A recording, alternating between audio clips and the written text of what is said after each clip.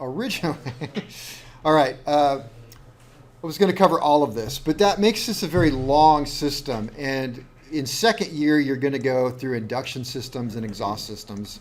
And you're really going to go through Magneto installation, I think, again. I'm not 100% certain on that. So we're going to kind of eliminate induction to a point. We are talking about it a little bit, but I'm going to back off a little bit of that and let Larry handle your basic induction systems. But we're going to talk about turbos and stuff. But what I want to do... Why does this give me? I don't know. Shut up. Go away. Is do at least a recap on these magnetos. But I'm not going to write a whole lot of notes, so we can kind of get through it quickly. But like I said before, for some unknown reason, somebody decided that your worth as a mechanic was based upon how quickly you could put a magneto on. Not my rule, just seems to be the way it is. How long do you have? How long do you have? To put a magneto on, gosh, if you can't do 2 in 30 minutes. There's something going on. Although every now and then, even the best of us run into a situation where, things go wrong. Studs are messed up, come out, things happen. But putting magnetos on is actually very, very simple. Don't make it hard. And that's the problem.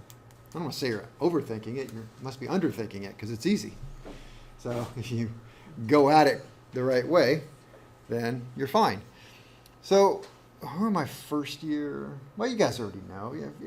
A magneto is a self-contained sparking apparatus, right? Unlike an automobile, or especially automobiles of before, where you had a battery that was connected to a coil, the points and all that, and you had to have the battery. Well, we've eliminated the battery and made a little generator inside of there. So there's a little generator that goes around, and that creates the spark. Now, the spark happens when the points open. Right, we're going to get into that in electricity, aren't we? Great detail. Right, so there's a little generator in there that creates this. There's a magnet in there, and there's a transformer and all these things. But what you need to understand is what happens is when the points open, the points are nothing more than a switch or breaker points or contacts, call them what you want. When they open up, when they just begin to open, you can't even see it. Is he going to be okay? I know, I brought up magnetos and he's having all kinds of flashbacks and stuff. Flashbacks over there to himself into a pop. When those points just start to open, you can't see it, you can't measure it. You need an induction vibrator to do it, and that's what the buzz box is. When they just start to open, that's when it fires. Okay? And of course, the magneto, if it's a 4-cylinder, it's got 4 spots where it's going to fire, and it's going to fire and send the spark out of this one, then this one, then this one, then this one. So the firing order of a magneto is always 1, 2, 3, 4, or 1, 2, 3, 4, 5, 6. That's how we say it. That's the magneto, because it goes this one, then this one. If it's a right-hand mag, it's going to go this way. If it's a left, it's going to go that way. More on that later. All right, so you have to remember when the point's open. So that's what we're looking for. So to time a magneto of the engine, the 4 steps are, 1. Find top dead center of the first cylinder. Well, the way I was saying, you put the engine where number 1 cylinder is supposed to fire. So the compression of number 1. Top dead center. Nope. Put the engine where number 1 is supposed to fire. So 28 degrees forward. Where it's supposed to fire, you put it there. Yes. Okay? Step 2. Put the magneto where it's supposed to fire. Which one? Number 1. The number 1. So number 1's where it's supposed to fire. The magneto's where it's supposed to fire. Then you put them together. Then 4 is fine tuning. Okay. All right. So how are we going to let's start with putting the engine where it's supposed to go. Top dead center of the compression stroke. Let's back up a little bit. Which one are we doing? Okay, you get it. Well, go ahead. You put it on top dead center, then you're gonna. The cylinder 1. Yeah. Then what? Then it's the dial is going towards. I'd start with the pin. We don't know what we're doing. Yeah, we don't even know what we're doing. Yeah, you're putting it on an engine. Which one? There you go. Doesn't matter. So if I said a 0320 H280. Sure. Huh? Beg your pardon? Well, 0320. is GTSIO light coming, 520. What'd you call me? so 0320 is going to be light coming, so you look at your gas plate. TCDS. Okay, so where, doesn't matter the brand, where can we find approved data for the Spark? On the data plate. It's on the data plate, TCDS. type certificate data sheet. Manual. Sometimes Lycoming manual doesn't have it, does it? Nope. What probably does for Lycoming though? Service bulletins, instructions letters, instructions. All right, Continental, where would I find it? In the manual. Data plate, Data plate. manual, I think the M0 manual has it now. TCDS. Type certificate data sheet. All right. So it doesn't happen out in the field, or it shouldn't, where you get the wrong oil sump with the wrong data plate bolted to your engine. So you walk up to an engine and go, huh, this is an 0290D, but it says D2, right? But you guys did, and so it threw you off because your data plate lied to you. Yeah. Well, that shouldn't happen in the field. If that happened in the field, you got some real problems, because whoever just annualed that airplane is in a whole lot of trouble. But you can get in a situation where, like especially the 0200s, where there was an airworthiness directive that changed the timing. So you had to go and you had to stamp out on the data plate the timing, and you had to stamp new numbers. Then they got different cylinders where you stamp it and go back to the other ones. It's like all these stamps, and I don't trust that stuff. So I pull up the type certificate, look at the cylinders. Anyway, so make sure you have the right data. Would you then make a new data plate? or- You cannot. Oh man, you go to jail for making data plates. Really? Yeah. Uh-huh. In fact, there are companies out there, Fresno, who just sell data plates. You can find them on the internet, data plates. And I think it might be okay if you have a totally experimental aircraft, you put a data plate on. I mean, to me, that's a whole nother world. So it might be okay. But, I do that on my Cessna. Oh, man, just shred your license. I'm being a little, but you can't do that. It's forgery is kind of a way. So Can you ask for a new one? you can ask for one. Okay. There are ways to go about. I believe what you do is you go to the FSDO. There's this not service instruction. There's a advisory circle how to do it. But you get permission from the FSDO. You get the paperwork. You send it to the manufacturer. The manufacturer stamps it, sends it to you. So it's not a big deal. It's got to go through the right thing. But yeah, you can do all that. Just don't buy one on the internet and go, I'll stamp it myself. So. I'll catch it. Okay, so we figured out where to put the engine. Now we have to figure out how to put the engine there.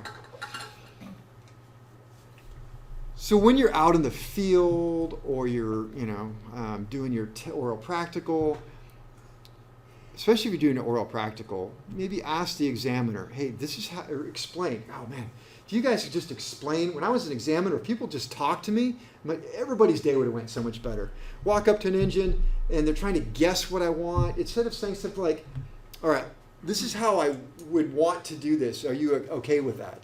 If it's safe and it's legal, then I'll be like, yeah. Because I would have to lay out all these tools and stuff, and I would say, okay, so, there would be, the flower pot and this and that. I go, I guess he wants me to use a flower pot. They wouldn't say, but people would just go, oh, well, the timing ring is an acceptable way of doing this with light combing. I just need a straight edge or welding rod. I'm good to go. You okay with that, or do you want me to use that? I'm like, have at it, right? So out in the field, man, I never used that stupid flower pot thing. I think it's completely unreliable. It wouldn't be if you mounted it gauge to the prop. Like if you use that dead stop and you used an angle finder out on the edge of the prop, they're pretty accurate that way. But anyway, all right, so by now I hope everybody knows that this is called a starter ring gear support. It's two pieces. There's a starter ring gear support and a starter ring gear. This outer piece that is metal, it's all metal, this steel, is the starter ring gear, and everything that's aluminum is the support. These are actually two pieces, and I've changed many of these starter ring gears. It's not terribly, it's fun to do almost. You actually take a grinder and you grind a slot in here, and you get it as close as you can to the aluminum, and then you stick it in a vise and you just go, "Ugh," and the thing snaps and goes tink, and it spreads open, it falls off. And then you take the starter ring gear itself and you bake it. I forget now how hot we got them, but let's say 350, 400 degrees. And you pull out with your gloves and you line it up and you press it on, and it's there. And guess how you get it off? Don't. You get a grinder and you grind it over here, because one of my mechanics put it upside down because one side has chamfered teeth and one doesn't. Oh, so how expensive is one of those? Well, this is going back 20 years, about $7,500. But Probably like $300, $400 now. if you can get them, everything. But when you're really good at doing this, you make sure that you know what engine it goes on, and this gear, you line it up with one of these hash marks that makes it easy for the mechanic. So, all right. So hopefully by now we all know that there are two sets of timing marks on this. This is the side the propeller goes on, not the side that so right here we have a mark that says TC, and there's two marks. This might be 20 and that's 25, something, I don't know. Usually there's one. That's for your start. So we'll just say that's 25 degrees, and maybe that says 20. Right? Now on the opposite side, right about here, we should have one that says 25, and another one that's 20, another one that's top center. So up here, this is going to line up with the backbone of the case. What does this line up to? Starter. Right? The starter goes back here. And right here, there's a little hole in the starter.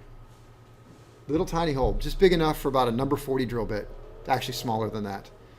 And you can put a little welding rod or something, and that lines up right there.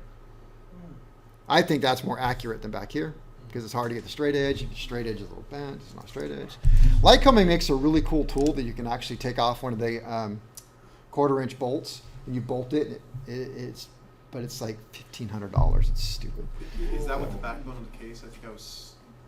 It talks about it in the Yeah, manual. I was like, Yeah. I remember seeing a piece of paper over there that had all that. Right, so Lycoming, there's no reason why you can't use these marks. Absolutely no reason. I think it's way more accurate than using that flower pot. Now you can use both, but this is not idiot resistant. It's supposed to be. By the way, notice there's no little holes for the little screws. They don't use them anymore. One of these holes should be different right there. It should be this one. See that little O right there? If you put, and your engines aren't this way, but if you put the prop bushings incorrect, there should be one prop bushing that is different than the other ones, and that goes right here where that little O is stamped. So that makes it idiot resistant, but not proof. And by the way, since we're on it, the subject, when the engine is top dead center, what should the propeller look like? This way? No. This way. Like 30 degrees on Yeah. this. Oh, okay. So there's two ways of looking at it. The easiest way to remember it is put the engine on top dead center. This is for a 4-cylinder. You walk up to it and you put the prop on and turn it to the next bolt hole. And that's it. It's not horizontal. All right. Why is that? Oh, I was going to say, I don't know. I do know. Because like the Taylorcraft out there, right? The purple one, there's no starter on it. And so when you start an engine, you need the compression starts right about here then. So if it was here, you're like, Oh. so you're coming through here and it gets stiff right about here. And when you pull it through out here, you should hear the click, click. And so you actually have momentum, and then you hit the top center and it goes through. So I think it all stems from some starting, hand starting. Prop starting. Yeah.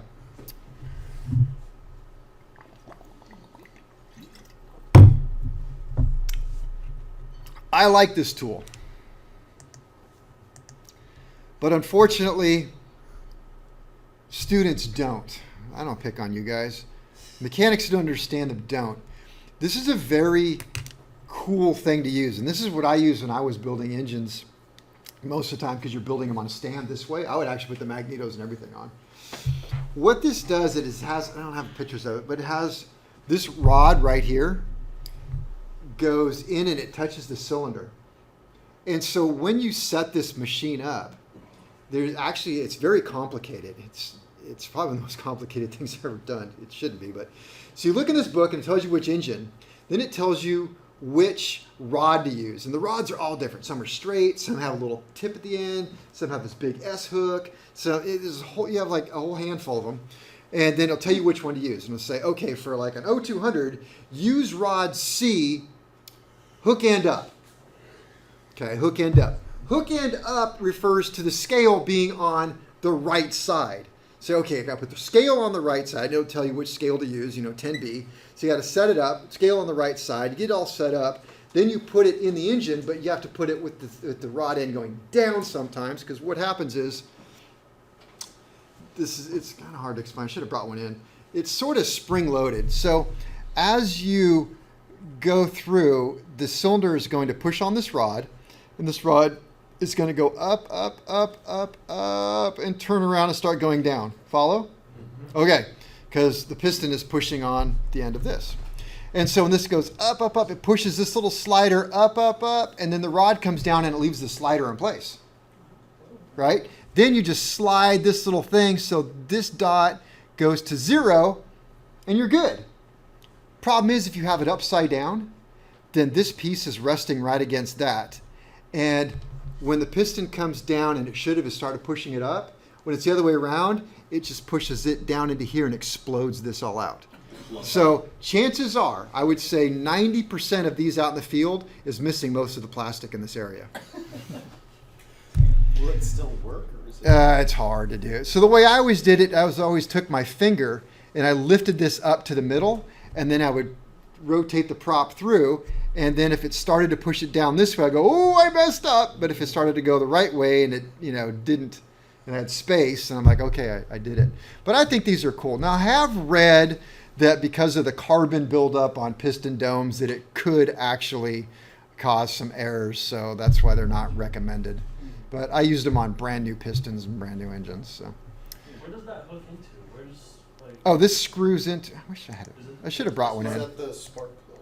Yeah, if you ask real nice, remember at break time, I'll go get one and bring it over. I didn't think to do that. Let me see. We got 10 minutes. Yeah, you wait here.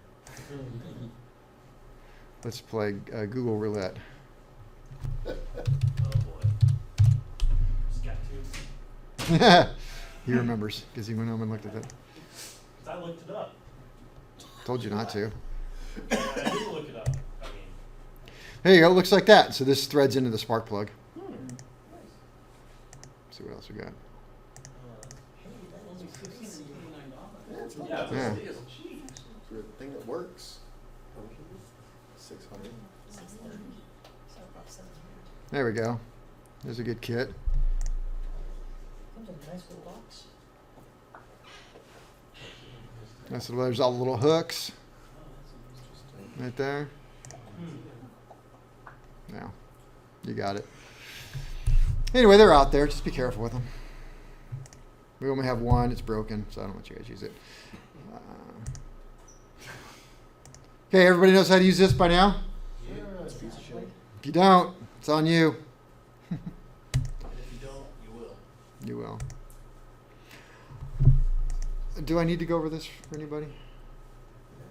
Real quick, could you go over the stop pin and the Okay, so the whole point behind the stop pin is it doesn't matter where the pin is. It doesn't matter if you screwed all the way in, screwed halfway in. As long as it doesn't move, it's the same thing. And what you're doing is it's called the zone of exclusion, or the arc of denial. What do you like better, arc of denial or zone of exclusion? Sorry, because I say zone of exclusion. And because what you're doing, remember, when the crankshaft is coming around towards top dead center, right in this little area, it has a lot of movement, and the piston doesn't. It barely moves at all. So you could be plus or minus a lot of degrees, and you don't know where top center is. So with the pin, you're coming around, you're stopping it here, and you're going back around, stopping it here, and so you have, like I said, the arc of denial. And so it's more accurate out here. And so that's all you're doing. You're figuring that out. And so that's why you set the disc at 0, figure out the arc of denial, divide by 2, and you end up at top dead center. Where everybody makes the big mistake on this one is that they don't verify that they're back on compression of number one. So once you get the timing disc set, put your finger on it, go back through and find top dead center of number one and make sure you're there. Usually you're on 3 by that point when you get done setting it. So, all right. I like, this is the big bore Continental. This is what I have on my aircraft. Now the problem with this one is this sheave right here. No, that's a prison thing. Yeah. Sheave. Sheave? I think it's. Am I? I think it's the same. No. It's the part. It's actually a pulley. We'll call it a pulley. Okay. All right. This pulley goes onto a shaft. The shaft has a keyway in it with the Woodruff key. Everybody know what that is? Okay. So you got a Woodruff key and a pulley, and so the pulley only goes on one way. On the end of this shaft is a gear that probably has 20 or 30 teeth. Multiple ways. Therefore, you only have a 1 in, say, 30 shot of getting this in right. So if you're off by 1 tooth, this mark is now off by, I don't know, if it's off by a tooth, let's say 2 degrees. If it's off by 4 teeth, you are way off. And so there were actually confirmed cases where mechanics got an engine. And this all back here is all part of, let me think this part. Oil, is this an oil pump? No, it's too high. It's the starter adapter. Oil pump's down here. So this is all part of the starter adapter. So this is the starter right here. So starter comes in at a 90-degree angle. The engine's going this way. Starter comes in here. It's got a worm gear that has a drum on it that winds up a coil spring that's around another drum that starts the engine. And then once the engine starts, then this is disengaged. So it's not terribly uncommon for these to go bad and take off and send out and get overhauled, and the mechanic brings it back and just slides it on, and they don't know about lining up the teeth. They just get it, and then it goes on down the road. Then the next mechanic is to do something with the magnetos. I've got this. They go back here. They go top dead center, a compression. They look back here and like, yep, I got it on 20. I'm good to go. And they are so far out. So this actually happened many times and killed people because their timing was so far advanced that it just detonated on takeoff and destroyed the engine, and everybody died. And it happened a bunch of times. So Continental came out with a service instruction that said, undo these 2 bolts, take this off, and deposit it in the garbage. Now, thankfully, nobody did that to my airplane because these are actually incredibly accurate. Just don't trust it. Trust but verify? No, don't trust it until you verified it. So when I changed out the magnetos in my engine, all I did was I got the flower pot thingy on the front, which I hate, but it does work within a few degrees, right? I mean, it's pretty accurate if you do it right. So I found top dead center of compression, got my finger out. I can feel the piston kind of, and my best guess, yep, that's top center. I almost guarantee it. Went around, guess what? That little red dot right there was lined up perfectly on that. Okay? Then I put in the flower pot system, set it up, find top dead center, go back around and look, guess what? Still on top dead center. Not enough for me. Then I went and I put, using the flower pot, I put it exactly where it was supposed to fire. Was it 20, 22 on mine? 22. Then went around the back, and guess where it was? 22. Right about, off by just a little bit now. So that's because the flower pot sucked. So then I used this, and I'm like, okay, there we go. The mine's been calibrated and verified. Every now and then, what you'll see is this has a mark with like a chisel and some red paint. Sometimes you'll see like 3 or 4 or 5 of them. Because that's what mechanics did. They're like, well, that dot's way off. I'm not pulling the whole starter adapter, realigning it. I'll just put another hash mark in and paint it and call it a day. So be it. So you got a couple marks. Make sure you find the right one. Just drives the alternator, by the way. All right, got that? Don't trust it, but it works. Okay, so putting the engine where it's supposed to go. That was just 2 ways. Well, the light combing covers almost every light combing there is because they almost all have starter ring gears. Continental, the small Continentals, the 0200s and stuff, where do they put those marks? I think 0300s too. You guys did one? Where were the marks on the crankshaft? Oh. on the crankshaft, except they're on the bottom. On mine. Yeah, so you got to get down at the bottom. I hate that. So that's where I usually use the flower pot. I turn it 180. So this is top dead center on the top, which is really what? Bottom dead center. Set your flower pot on bottom dead center, then turn it back around. If you get a permold Continental case, what's permold? Oh, Permold. There's sandcast and permold cases. oh yeah. Wasn't that long ago. What's different about the permold? Cast. It's an investment casting versus a sandcast. How do you know the difference? Yellow.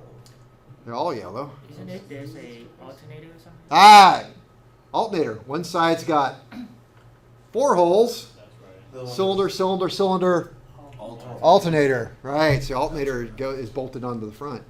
And so that means that on the crankshaft gear, you've got a, like the crankshaft is going this way, right? And here's the prop. Okay, so right behind it, you've got a gear.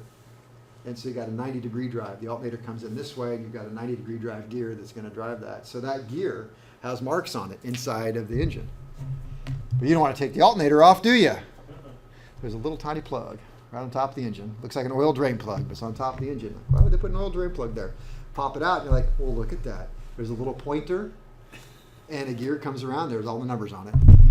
And that gear is, in fact, idiot-proof. You can only put it on one way for that very reason. So there's 4 bolts in there, and they only line up one way, so you can trust it. If it's in there bolted, well, who knows?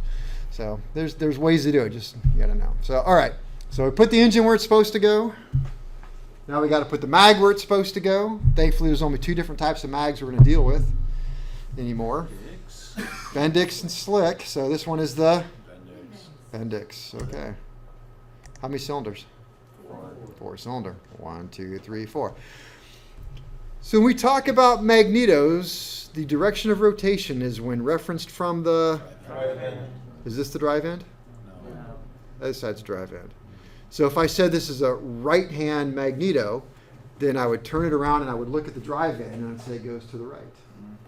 But hey, as luck would have it, if this was a right-hand magneto, now I turn it around this way, which way does the finger go? Right hand. It also goes right-hand because there's 2 different gears. One gear, so it actually reverses direction. From the drive end, it goes left. But if you turn it around, look at it, it's right. So whatever it is, it's right-hand. So if it's right-hand from drive end, it goes right. If it's left, it goes left. All right. Inside of, this is actually a D3000 here, but inside of the vent plug right here, the vent plug, let's see here. Yeah, because it's got to go on this gear. Off this vent plug, take out the vent plug, you're going to see the gear. And that gear should only have 1 red tooth when you guys put it together. And Should. yeah, you guys love to put red on every tooth. I'm like, no, that's going to cause problems. You didn't know. Now you know.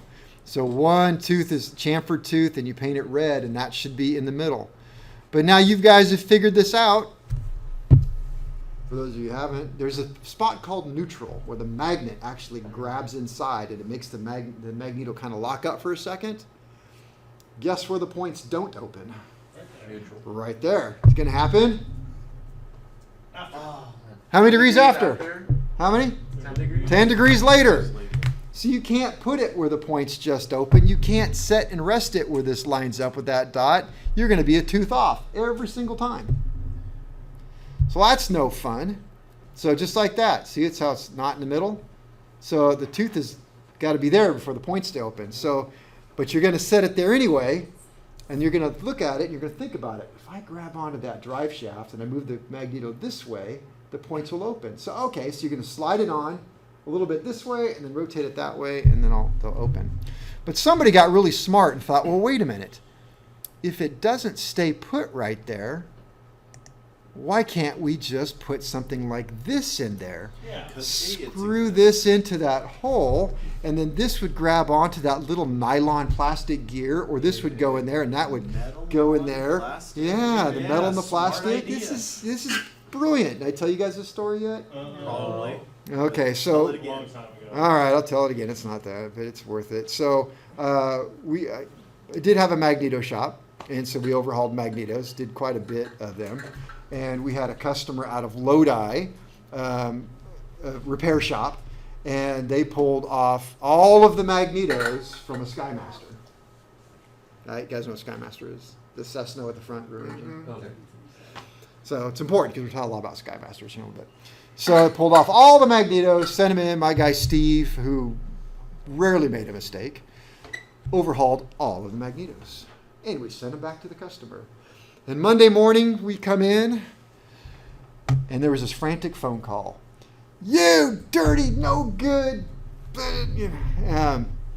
you almost killed my customer.